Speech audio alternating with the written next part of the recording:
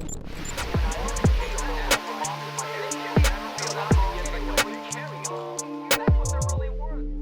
welcome to the latest installment of What Cosell is Watching. Now, this is something that I had great interest in. I recently viewed Bye Bye Barry on the great Barry Sanders, showing on Amazon Prime Video, about 90 minutes.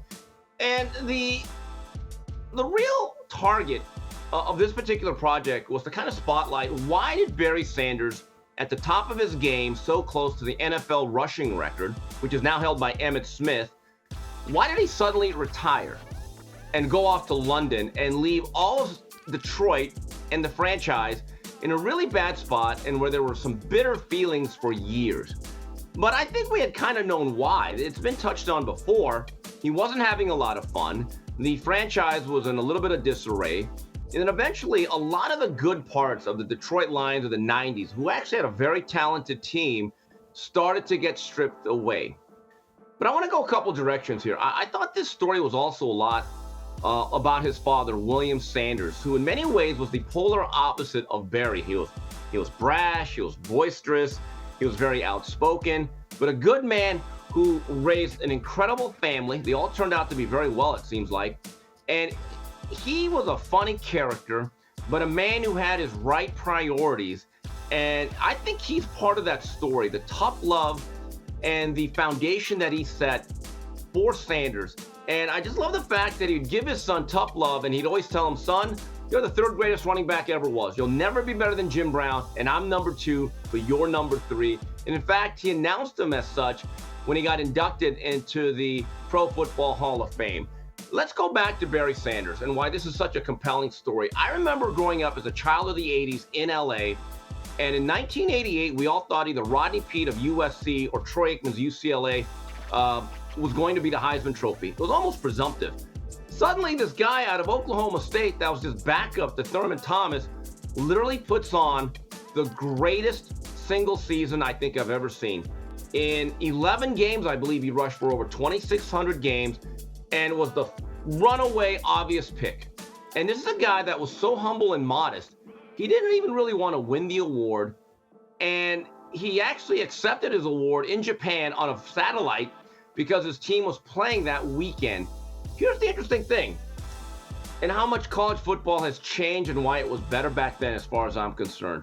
With all of that, Barry Sanders played in the Holiday Bowl against Wyoming, and Oklahoma State put on an unbelievable offensive show with their current coach, Mike Gundy, Hartley Dykes, and Barry had a monster game. He never once thought about opting out, and then he became, I think, the number 3 or 4 pick of the Detroit Lions, and as Wayne Fonts introduced him as the best running back in the United States of America.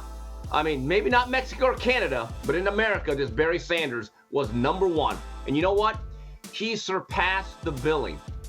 But I'm not here to talk about his play. I think his play speaks for itself. But the manner in which he is so modest and humble, it's almost pathological, but it's incredibly endearing. That if you raise the son to be just like Barry, and I'm not saying he's a perfect person because they do not exist, but the foundation of what he was and who he was, if you could be like that as an individual, you will do great things in life and you should be admired. And this is the irony of a Barry Sanders, that we are in such a world that worships celebrities and athletes that they almost start to take on a godlike status. And there's a certain self-aggrandizement or self-importance that they all have. They preach to us. They try to talk down to us. Barry was just the opposite, which is why I don't think he ever understood why retiring, or some would say quitting abruptly, would have such a negative impact on the fans that once revered him, that he himself only looked at football as a game and as his profession, but nothing more. The irony of it is that Barry Sanders never really took football or himself too seriously. And in watching him today, and I've seen other documentaries or other interviews, he's incredibly self-effacing. He's incredibly amiable. He's a friendly guy that if he was your next door neighbor, you'd never have an issue with him. You'd probably drink a few drinks with him and have fun. You'd have some laughs, and you'd be lucky that Barry Sanders was your neighbor. You wouldn't really care that he was an athlete, because he himself, I don't think, has ever understood why athletes should be held up to a different standard. And you look at him now, he has raised 4 very healthy, well-adjusted young men. And that's something that his father harped on. And in that sense, maybe that's more important than having the all-time leading rusher. Again, I know there might be some fans that have harsh feelings towards Barry Sanders. I look at him as an incredibly admirable individual that should be respected. So as I wrap it up here, I'm not going to get into who is the greatest running back of all time. I'm not really that much of a historian. I'm going to get into who are my 4 favorite running backs to watch. So all you Jim Brown fans out there, look, we love Jim Brown. He probably maybe is the greatest. But again, a little bit before my time. In fact, a lot before my time. So here are my 4 favorite running backs to watch.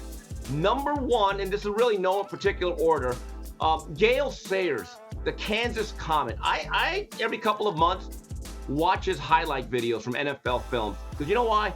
18 inches of daylight, that's all he needed. And then my personal favorite, because he's an LA Ram when I was a diehard fan in that era, Eric Dickerson, the Sealy Cyclone, the most elegant, big, upright runner I think I've ever seen. And if he doesn't get traded, he might be the all-time leading rusher. But I lived and died with how number 29 did every Sunday for my beloved Anaheim Rams. Number 3, I got to give it to him. I know this is going to surprise people. Emmitt Smith. When you're the running back on the Jimmy Johnson Cowboys, who had so many big clutch moments, and I watched so many of those games, and I hate to give a Florida Gator credit, but there's a certain toughness and a grit that he had that I think is underrated. And for the record, he could also make people miss. And number 4, you got to give it up to Barry Sanders. He may have had the most spectacular highlight reel, and nobody made Hall of Fame and All-Pro defenders look as bad as he did on a consistent basis. When I look at those 4, I say, Steve, who are the guys that you really stood out to you? It's tough to leave Adrian Peterson out, obviously a personal favorite, Edgerrin James, but these are my 4. And that's it for this edition of What Cosell is Watching. If you enjoyed that video, be sure to hit the like button and subscribe so you never miss a moment of Fearless.